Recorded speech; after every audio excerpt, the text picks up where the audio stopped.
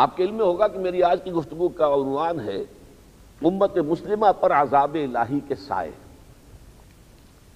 بہت سے حضرات کے لیے، خاص طور پر اگر کوئی نئے حضرات یہاں ہوں تو ان کے لیے تو یہ عنوان ہی بہت عجیب ہے۔ یعنی یہ کیا کہہ رہے ہو؟ امت مسلمہ تو امت مرحومہ ہے، اس پر تو اللہ کی رحمتیں ہیں۔ یہ تو حبیب خدا، اللہ کے حبیب ہے محمد صلی اللہ علیہ وسلم، ان کی امت ہے۔ یہ تو خیر امت ہے، کنتم خیر امت اخرجت للناس تأمرون بالمعروف وتنہون عن المنکر۔ اس سے تو سند ملی ہوئی ہے وَكَذَلِكَ جَعَلْنَاكُمْ أُمَّةً وَسَطًا لِتَكُونُوا شُهَدَاءَ عَلَى النَّاسِ وَيَكُونَ الرَّسُولُ عَلَيْكُمْ شَهِيدًا۔ کہاں امت مسلمہ، کہاں عذاب الہی؟ ان دونوں میں کوئی ربط ہے، کوئی تعلق ہے؟ تو واقعہ یہ ہے کہ یہ بات بہت سے حضرات کے لیے تو بڑے اچنبے کا موجب ہو سکتی ہے کہ امت مسلمہ اور عذاب۔ بالکل یہی معاملہ سابقہ امت مسلمہ کا ہوا تھا۔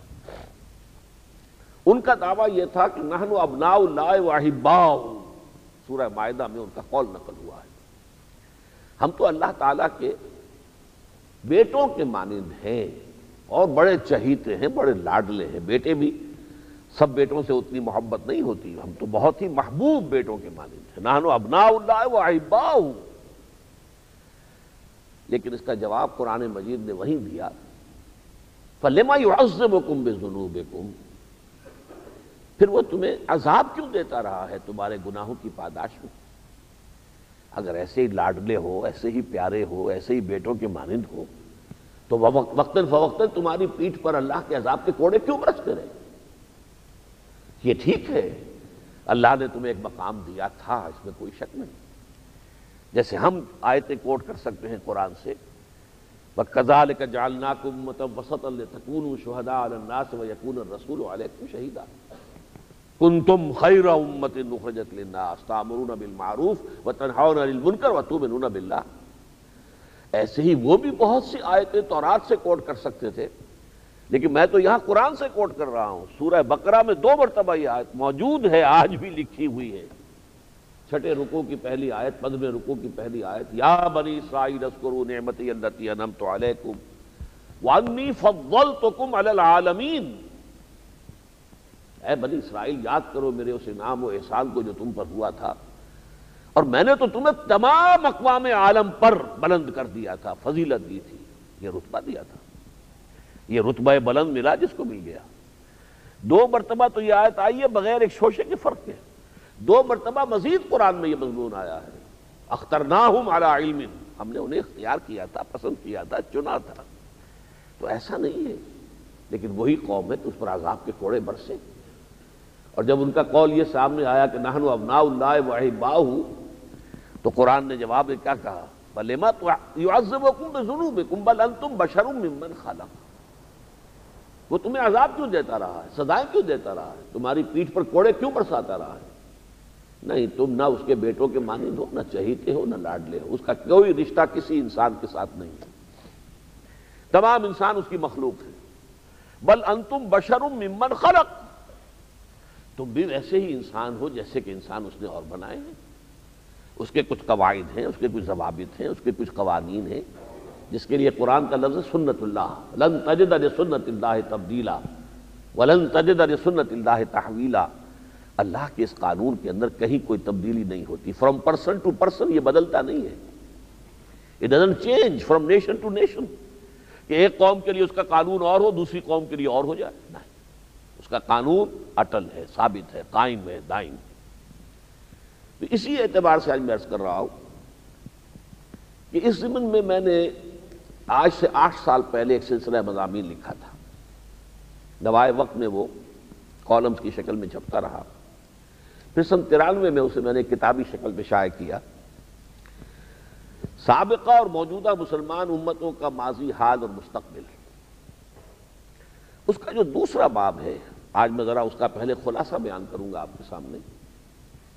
میں یہ سمجھتا ہوں، آج بھی میں نے صبح اسے دیکھا ہے دوبارہ جب میں اپنے یہ نوٹس تیار کر رہا تھا، تو واقعہ یہ ہے کہ اس موضوع پر اس وقت کوئی خاص کیفیت تھی کہ اللہ تعالیٰ نے ایک بہت ہی جامع تحریر جو ہے میری قلم سے نکلوا دی۔ صفحے 7-8 ہیں، لیکن ہمارے رفقاء کو انہیں اچھی طرح سمجھ کر حفظ جان بنانا چاہیے۔ ان کے لیے لازم ہے۔ 5 نکات میں نے قرآن کا قانون عذاب بیان کیا ہے، اور سب سے پہلے یہ کہ قرآن مجید کا عام اسلوب بھی یہ ہے کہ کوئی قانون بھی وہ ایک جگہ بیان نہیں کرتا۔ آپ کو معلوم ہے شراب کے بارے میں 3 جگہ احکام آئے، اسی طریقے سے وضو کے احکام آئے، تیمم کے احکام آئے، پھر قانون ہدایت و ضلالت ہے، اس کے بھی مختلف اجزاء، کہیں یہ بیان ہو رہا کہیں وہ بیان ہو رہا ہے۔ تو پورے قرآن مجید کو سامنے رکھ کر پھر آپ کو مستنبط کرنا ہوتا ہے کہ وہ قانون کیا ہے، اس کی دفعات کو جمع کرنا پڑتا ہے۔ وہ 5 دفعات کیا ہیں انہیں پہلے اچھی طرح نوٹ کر لیجیے۔ پہلی بات یہ کہ یہ جو دنیا ہے اور یہ جو حیات دنیاوی ہے، یہ اصلاً دار الجزا نہیں ہے، دار الامتحان ہے۔ قلزم ہستی سے تو ابرا ہے مانند حباب، اس زیاں خانے میں تیرا امتحان ہے زندگی۔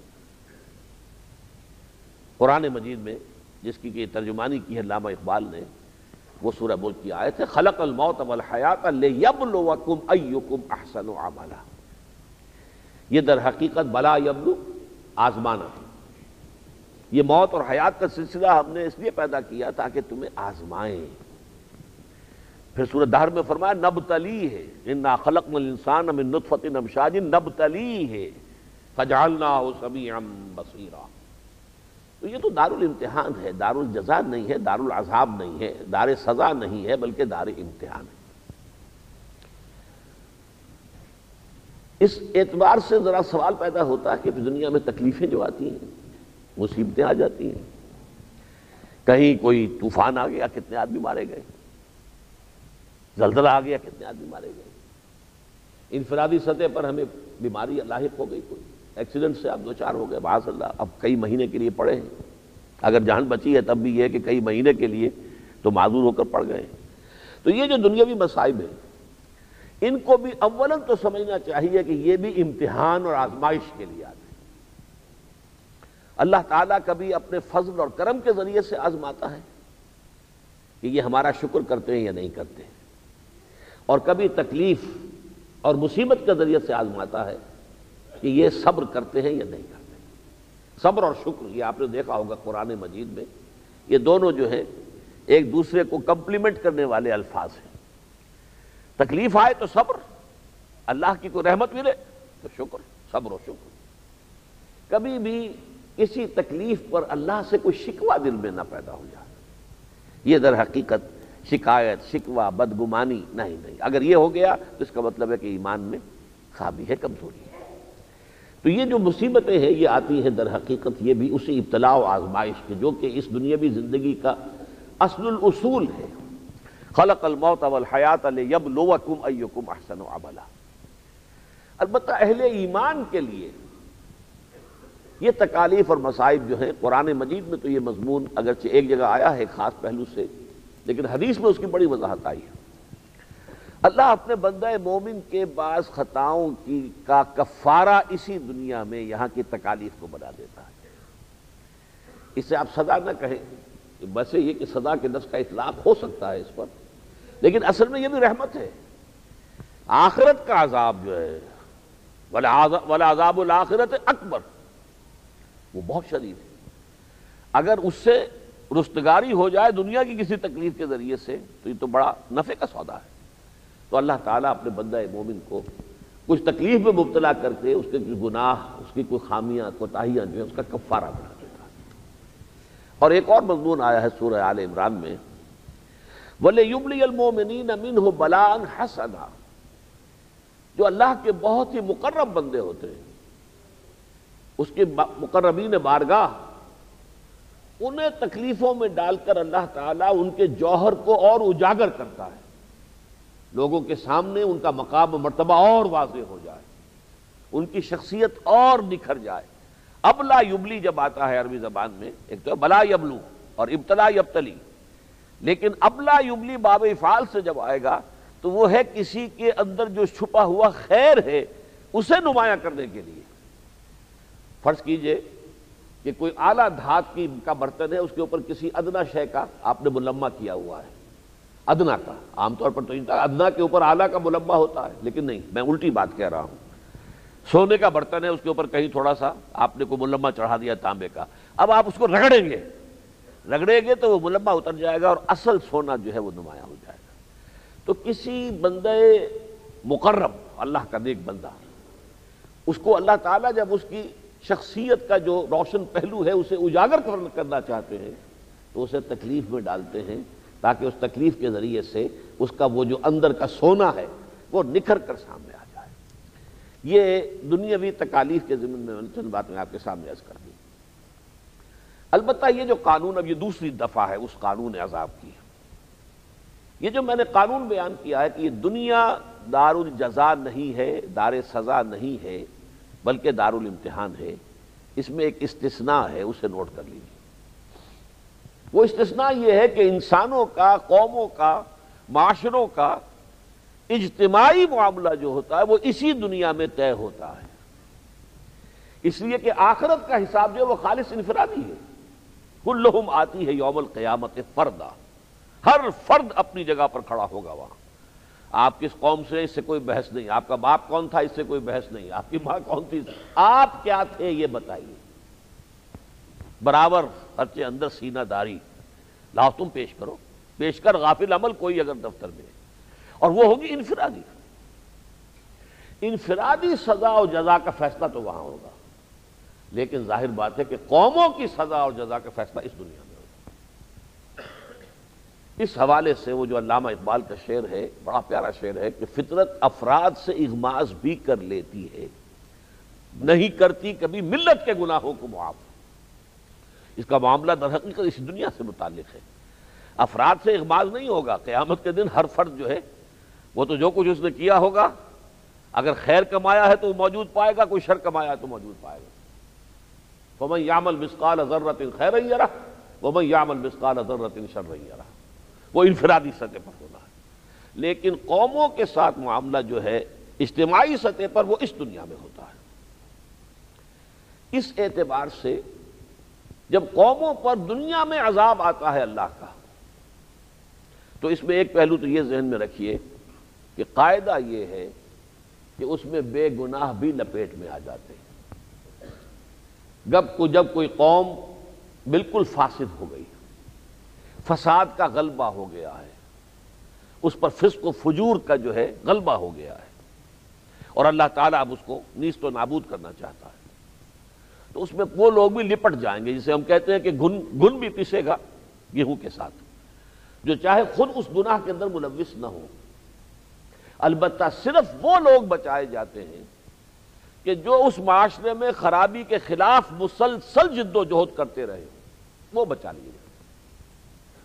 چنانچہ یہ جو پہلی بات میں نے عرض کی تھی، اس کے لیے سورہ انفال کی آیت ہے وَاتَّقُوا فِتْنَةً لَا تُصِيبَنَّ الَّذِينَ ظَلَمُوا مِنْكُمْ خَاصَّةً۔ ڈرو اس عذاب سے جو صرف تمہارے گناہگاروں کو لپیٹ میں نہیں لے گا، بے گناہ بھی لپیٹ میں آ جائیں گے۔ ہاں، جیسا کہ سورہ اعراف میں فرمایا اصحاب السبت کے بارے میں، فَأَنْجَيْنَا الَّذِينَ يَنْهَوْنَ عَنِ السُّوءِ، جیسے تمام رسولوں کا معاملہ ہوا، قوم نوح کو ہلاک کیا گیا، حضرت نوح کو، اور ان کے ساتھ اہل ایمان سے انہیں بچا لیا گیا۔ حضرت ہود وہ بچا لیے گئے، ان کے ساتھی اہل ایمان بچا لیے گئے، پوری قوم ہلاک ہو گئی۔ حضرت صالح اور ان کے ساتھی بچا لیے گئے، پوری قوم ہلاک و برباد ہو گئی۔ اسی طرح غیر انبیاء میں بھی یہ تو معاملہ ہے رسولوں کا، غیر رسول جو ہیں، غیر نبی، ان کے اندر یہ اصحاب سبت کا جو معاملہ ہے جو سورہ اعراف میں تفصیل سے آیا ہے کہ 3 حصوں میں قوم تقسیم ہو گئی تھی۔ ایک وہ حصہ تھا جو ایک گناہ کا ارتکاب کر رہا تھا، دوسرا حصہ وہ تھا کہ جو خود تو مرتکب نہیں تھا لیکن روک بھی نہیں رہا تھا، تیسرا حصہ وہ تھا جو خود بھی بچا ہوا تھا اور روک بھی رہا تھا، بچ جاؤ، خدا کے لیے باز آ جاؤ، چھوڑ دو، یہ کام غلط ہے، یہ حرام ہے۔ اس کے بعد جب عذاب آیا ہے فَأَنْجَيْنَا الَّذِينَ يَنْهَوْنَ عَنِ السُّوءِ، ہم نے بچا لیا ان کو کہ جو روک رہے تھے اس برائی سے۔ اس کا مطلب یہ ہے کہ باقی وہ گناہ گار بھی اور بے گناہ بھی جو روک نہیں رہے تھے وہ بے گناہ نہیں رہے، اس لیے کہ نہ روکنا خود ایک گناہ ہے۔ اس اعتبار سے بہت ہی لرزا دینے والی حدیث ہے، میرے رفقا میں سے تو اکثر کو یاد ہوگی، مولانا اشرف علی تھانوی رحمۃ اللہ علیہ نے اسے جو اپنے خطبات جمعہ مرتب کیے ہیں، ان میں خطبہ ثانی کے اندر اس کو شامل کیا ہے۔ اوحى اللہ عز وجل الی جبرائیل علیہ الصلوۃ والسلام، اللہ تعالیٰ نے حضرت جبرائیل کو وحی کی، ان اقلب مدینہ کذا و کذا باہلھا، فلاں فلاں شہروں کو اس کو رہنے والوں سمیت الٹ دو۔ جیسے سدوم اور عمورہ کی بستیوں پر عذاب آیا تھا جہاں حضرت لوط علیہ السلام بھیجے گئے تھے، بستیاں اٹھا کر پٹک دی گئی، الٹ دو ان کو۔ فقال حضور فرماتے ہیں کہ اس پر حضرت جبرائیل نے عرض کیا بارگاہ خداوندی میں، یا رب ان فیہا عبدک فلانا لم یعصک طرفۃ عین، پروردگار فلاں اس بستی میں تو تیرا فلاں بندہ بھی ہے جس نے کبھی پلک جھپکنے جتنی دیر بھی گناہ میں بسر نہیں کی۔ اب یہ گواہی دے رہے ہیں جبرائیل اور دے رہے ہیں بارگاہ خداوندی میں، اور الفاظ نوٹ کیجئے، پلک جھپکنے جتنی دیر، یہ ہمارا محاورہ ہے پلک جھپکنا، عربی میں طرفۃ العین آتا ہے، آنکھ کا ادھر سے ادھر ہو جانا، کوئی وقت تو نہیں لگتا، نگاہ کا ادھر سے ادھر ہو جانا، یہ طرفۃ العین ہے، ہم اسے کہتے ہیں پلک جھپکنا، وہ ایک ہی بات، بہت ہی قلیل ترین مدت، اتنی قلیل ترین مدت بھی کبھی اس نے کسی گناہ میں بسر نہیں کی ہے۔ اب اس سے زیادہ زاہد، اس سے زیادہ نیک، اس سے زیادہ پرہیزگار آدمی کوئی ہو سکتا ہے؟ لیکن جواب سنیے، قال فقال، حضور فرماتے ہیں کہ اس پر اللہ تعالیٰ نے ارشاد فرمایا، اقلبها علیہ وعلیہم، الٹو اس بستی کو، پہلے اس پر پھر دوسروں پر، فإن وجهه لم يتمعر في ساعة قط، اس لیے کہ اس کے چہرے کا رنگ کبھی میری غیرت کی وجہ سے متغیر نہیں ہوا۔ جیسے آپ کو معلوم ہے کہ اگر کوئی آپ کو آپ کی والدہ کی شان میں گستاخی کرے، کوئی ماں کی گالی دے دے آپ کو، تو اگر تو آپ میں جان ہے، طاقت ہے، تو آپ جانے نہیں دیں گے اس کو، لیکن یہ کہ فرض کیجئے کہ نہیں، آپ کمزور ہیں اور وہ بہت طاقتور ہے، آپ کچھ کر نہیں سکتے، تب بھی یہ ہے کہ آدمی کانپ کر رہ جاتا ہے اور پورے جسم کا خون چہرے میں آ جاتا ہے، یہ غیرت کی وجہ سے جسم کا چہرے کا رنگ تو متغیر ہوتا ہے۔ لیکن یہ ایسا بے غیرت تھا کہ اگرچہ خود تو نہایت پارسا رہا، نیک، لیکن میرے احکام کی دھجیاں بکھرتی رہیں اور میرے احکام کا مذاق اڑتا رہا، اور اس کے چہرے کا رنگ بھی کبھی متغیر نہیں ہوا۔ اقلبھا علیہ، یہ زیادہ بڑا مجرم ہے، الٹو اس شہر کو پہلے اس پر پھر دوسروں۔ تو اس حوالے سے بچتے صرف وہی ہیں کہ جو لگے رہے ہوں مسلسل، ان کو اللہ تعالیٰ بچا لیتا ہے۔ فَانجَيْنَا الَّذِينَ يَنْهَوْنَ عَنِ السُّوءِ